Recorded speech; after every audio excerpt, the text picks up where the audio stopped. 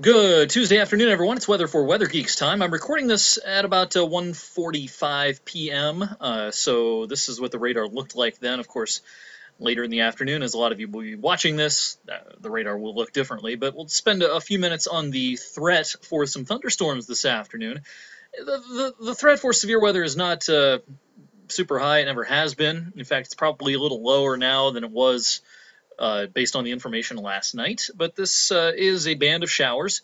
And as we zoom in on some of the action down in southern Ohio and into Kentucky, there's not even much lightning with this right now. So this is really not a lot to write home about. Not to say there won't be lightning here before the day is through, but the chances of severe weather just look lower and lower with each passing hour.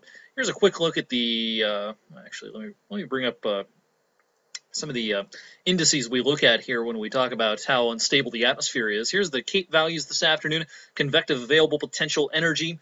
This is measured in joules per kilogram. You know, we won't get too too scientific on you here, but anytime you see some of these lighter kind of teal colors, it's becoming moderately unstable. And if you go outside today, yeah, it's warm, it's humid out there, so it's not surprising the atmosphere is a little bit unstable this afternoon. In fact, let's take a look at the dew points this afternoon. It's not often I talk about dew points at this time of the year, but those dew points this afternoon are in the middle and upper 50s to around 60, and that's pretty muggy for late October. This would be a nice day in July. We'd be talking about how comfortable it is outside, but it's late October, so dew points this high, yeah, a little bit unusual.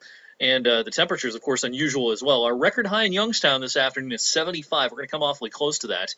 The 1 o'clock hour temperature 72 in Youngstown, and similar numbers are found throughout eastern Ohio and into western Pennsylvania for this afternoon. So we've got the warmth, we've got the humidity, we've got a trigger. We do have a cold front coming through. In fact, really easy to pick out where that front is this afternoon if we put up the temperature contours here.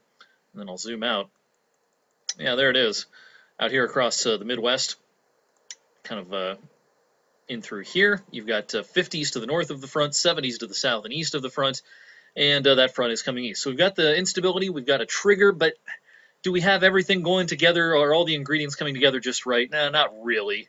If you look at the, let me bring up the latest computer model here showing you the wind upstairs in the atmosphere at about 5,000 feet. I'll show you what I mean here. We do have some wind up there. That is for sure.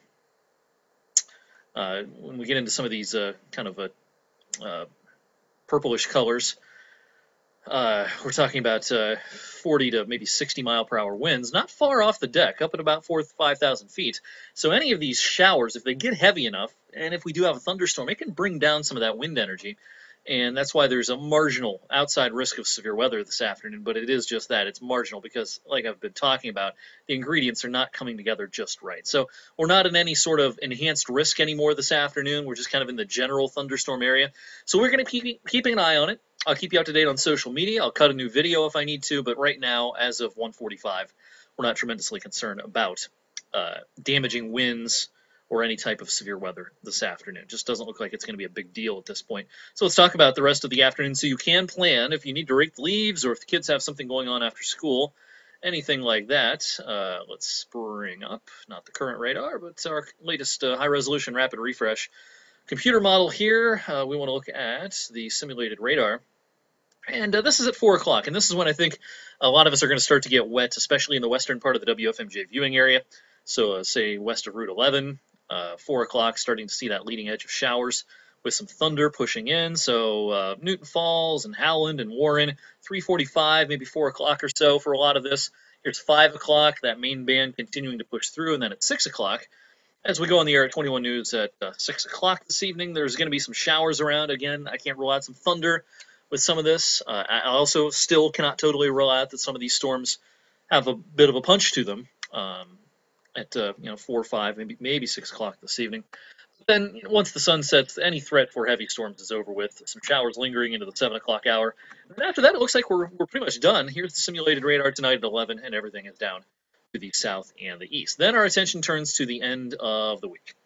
All right, so uneventful days for Wednesday and for Thursday. It's just going to be a lot cooler than today. No more 70s, that's for sure. Let's skip ahead to Friday. And this is when this system will be diving out of the Great Lakes. Friday morning, it's centered over southwestern Michigan. The blue colors, yeah, that's snow falling to the north and west of our low-pressure system. I think we're dry to start on Friday, but then Friday afternoon, as that low gets closer, it won't begin to snow, but it will begin to rain in some spots Friday afternoon. It's Halloween. There's going to be some trick-or-treats going on, 5 o'clock or so. Chilly rain for a lot of us. I don't think there'll be snow, but I do think there'll be a chilly rain around at the end of the afternoon on Friday.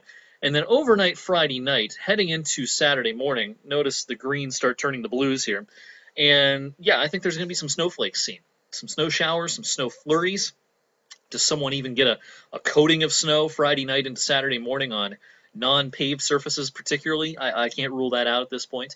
I don't think anyone gets a couple of inches out of this. Here's a look at the GFS snowfall predictions here. When you start seeing blue, that is a prediction of over 2 inches. I don't really buy this, how much blue there is. I think this is overdone. But I do think that there'll be a widespread 1 to 2 inch amounts in the snow belts up in Ashtabula County, up into Erie County as well. But for the rest of us, I think this is a dusting at worst as far as the snowfall. Friday night heading into Saturday morning. And then a quick look at the 16-day temperature outlook here. Definitely a cooling trend towards the weekend. We might not get out of the 30s on Saturday. Sunday's not a lot better, maybe 40 or so.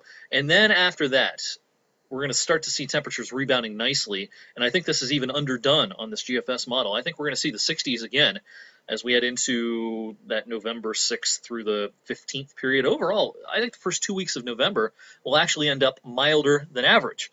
So it's going to be tempting to think with the snow falling in some spots Friday night, Saturday morning, and the wind and the chilly temperatures, oh my gosh, winter's starting already, but I don't think that'll be the case. I think actually the first 2 weeks of November will not be that bad at all, temperature-wise. All right, that's today's weather for Weather Geeks. I thank you for watching, and I'll look forward to seeing you tonight on 21 News at 6 and 11.